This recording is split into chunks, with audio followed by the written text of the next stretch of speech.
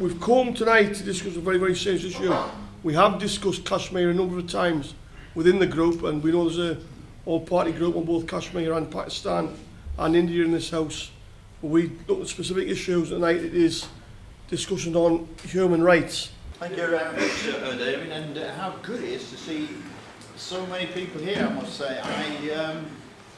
The Kashmir conflict used to be regarded for very, very many years as the forgotten conflict, the one that no one ever really talked about, and that's changing. In fact, this is my third Kashmir-related event in the last week, and that's missing one on, I think, Friday night, I believe. So it would have been 4, and indeed there was due to be another one, I think, on Wednesday of this week, but that's now been moved to next week, I think. So it's all good news, because it is an area where so many other parts of the world where atrocious things are happening are in full view of the public and the world at large. And Kashmir, I know Kashmiris feel that this is an area that has not been given enough attention over many, many years, and that seems to be changed.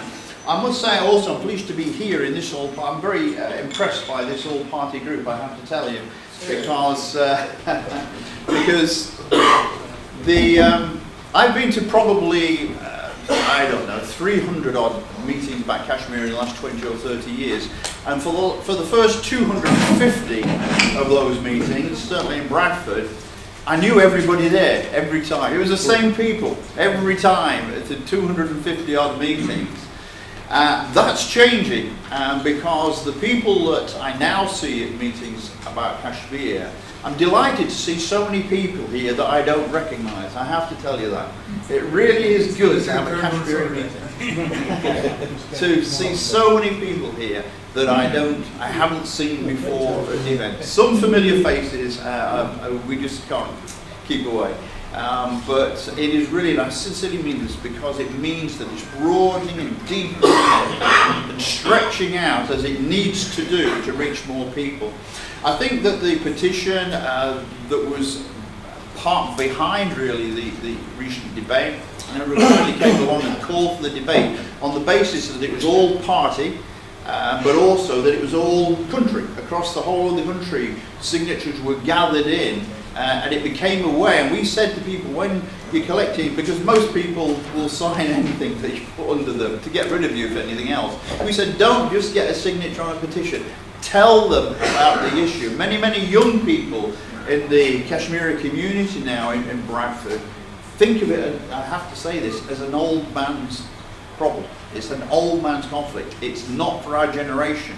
So Palestine is seen as a young people, very, very big issue at the general election, but less so in terms of Kashmir. So we said, don't get them just to sign the form and then to get rid of you. Tell them why they need to sign the form. Tell them about the issues. The other reason I'm really pleased to be here tonight is because when you discuss the whole of the Kashmir conflict, you'll be told off because you shouldn't be talking about this without putting the Pakistani side more strongly. Or you'll be told that you shouldn't be talking about this without putting the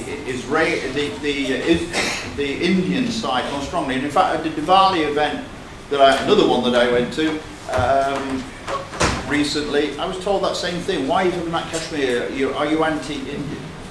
Or you should be told that really you should be talking from the Indian perspective or the Pakistani perspective, but you should be talking from the Kashmiri perspective. And what about that? And that was a large feature really of the parliamentary debate, that we need to be talking about Kashmiris and not just about Kashmiris.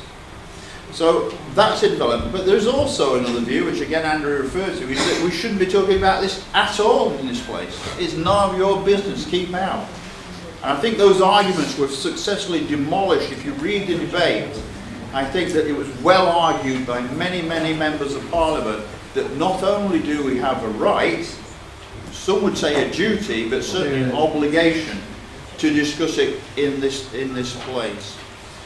Final point, again, reason I'm really pleased to be here, because it says here, to promote and support human rights, So yes, you can look at it from the Pakistani point of view, yes, you can look at it from Kashmir, yes, you can look at it from the Indian perspective, but also you need to look at this from the human rights perspective. Whatever your background, whatever your view, whichever side of the argument you feel is strongest, one thing that you cannot, must not forget is the human rights perspective. And through justice, achieving peace and justice through dialogue and debate, the Kashmir conflict will not be resolved by military means. It will not bring a solution, and it has to be through dialogue and debate, and that can only be achieved really when the issues are fully understood and accepted by the world at large, and that's the value of events such as this tonight. Thank you. Thank you very much, David.